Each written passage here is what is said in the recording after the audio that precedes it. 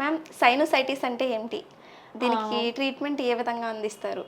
మనం సైనోసైటిస్ అని ప్రాబ్లం అంటే కనుక యూజువల్గా మనకి సైనోసైటిస్ ప్రాబ్లం ఎక్కువగా ఏంటంటే మనకి ఫేషియల్ ఏరియాస్లో ఎయిర్ స్పేసెస్ అనేటివి ప్రజెంట్ అయి ఉంటాయి. మనకి ముక్కుకి రెండు వైపులా కానీ నెక్స్ట్ నుదుటి భాగంలో కానీ ఎయిర్ స్పేసెస్ ఎయిర్ సాక్స్ అనేటివి ప్రజెంట్ అయి ఉంటాయి అన్నట్టు. ఎప్పుడైతే ఈ ఎయిర్ సాక్స్లోకి చల్లగాలి వెళ్ళడం వల్ల కానీ మనకి ఏమవుతుందంటే కనుక ఈ మ్యూకస్ సీక్రిషన్స్ అనేటివి ఫామ్ అవుతూ ఉంటాయి. ఎప్పుడైతే ఈ మ్యూకస్ సీక్రిషన్స్ అనేటివి ఈ ఎయిర్ స్పేసెస్ ఏవైతే ఉంటాయో వాటిలోకి వెళ్ళి చేరడం వల్ల మనకి ఈ సైనోసైటిస్ ప్రాబ్లం అనేది అంటే ఫామ్ అవడానికి అవకాశం ఉంటుంది. ఎందుకంటే ఆ ఎయిర్ స్పేసెస్లోకి మ్యూకస్ వెళ్ళడం వల్ల బ్లాక్ అవుతాయి.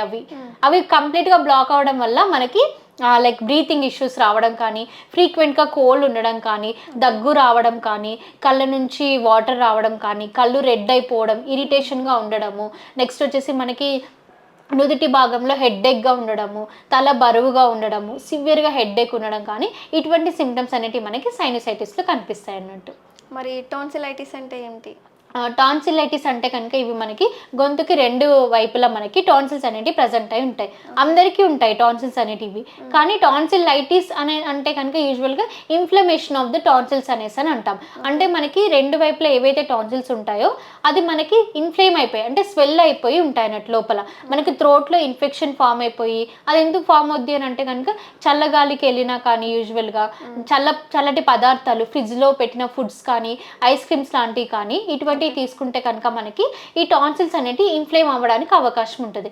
అప్పుడు మనకి గొంతులో మింగడానికి ఇబ్బంది పడ్డము, రెడ్నెస్ ఉండడం కానీ, వైట్ ప్యాచ్ టైప్ మనకి గొంతు లోపల కనిపించడం కానీ, ఇక్కడ మనకి రెండు వైపులా వాపుగా అనిపించడం కానీ, ఫీవరిష్గా అనిపించడం కానీ ఇటువంటి అనేవి టాన్సిలైటిస్లో చూస్తాం మనం. నాజల్ పాలిప్ అంటే ఏంటి? అది అసలు ఎందుకు వస్తుంది?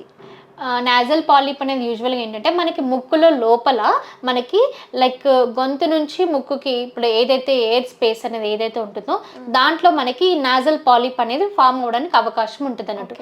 అది ఫామ్ అయినప్పుడు ఏమవుతుందంటే మనకి నోస్లో ఏదో ఇరిటేషన్గా ఉన్నట్టు, ఏదో మనకి బ్రీత్ తీసుకుంటున్నప్పుడు ఏదో అడ్డుపడుతున్న సెన్సేషన్ అనేది మనకి ఈ నాజల్ పాలిప్లో కనిపిస్తుంది.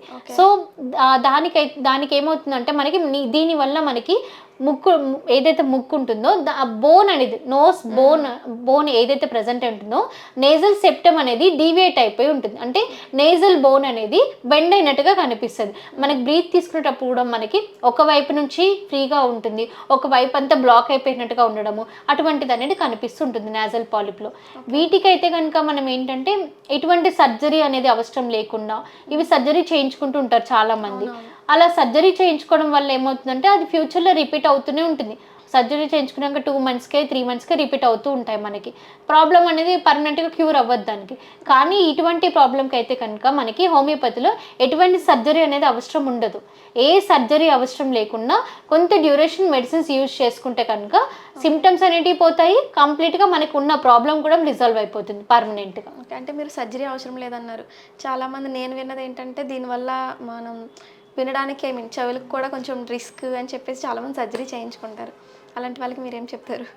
ఇటువంటి ప్రాబ్లంకి అయితే కనుక ఇప్పుడు సైనసైటిస్ ప్రాబ్లం కానీ, అడినైటిస్ ప్రాబ్లం కానీ, నేజల్ పాలిప్స్ ప్రాబ్లం, ఇలా టాన్సిలైటిస్ ప్రాబ్లం కానీ ఇటువంటి ప్రాబ్లమ్స్కి అయితే కనుక ఎవరు కూడా సర్జరీ చేయించుకోవాల్సిన అవసరం అయితే లేదు. ఎందుకంటే సర్జరీ చేయించుకుంటే రిపీటెడ్గా ఫామ్ అవుతూనే ఉంటుంది. మనకి సర్జరీ అవసరం లేకుండా పర్మనెంట్గా కంప్లీట్గా మనకి హోమియోపతి మెడిసిన్స్లోనే రూట్ కాజ్ నుంచి ట్రీట్మెంట్ అనేది ఇస్తాం. అలా ఇవ్వడం వల్ల డిసీజ్కి ట్రీట్మెంట్ ఇస్తున్నాం కాబట్టి ఫ్యూచర్లో అది ఎప్పటికీ రిపీట్ అవ్వకుండా మీకు మళ్ళీ ఏ ప్రాబ్లం అనేది ఫేస్ చేయకుండా పర్మనెంట్గా ప్రివెంటివ్గా కూడా మెడిసిన్ అనేది ఇస్తాం మేము దీంట్లో. Okay ma'am, thank you. మాకు మా ఆడియన్స్కి ఉన్న డౌట్స్ అన్నిటిని చాలా చక్కగా వివరించారు. Thank you so much. Thank you so much అండి.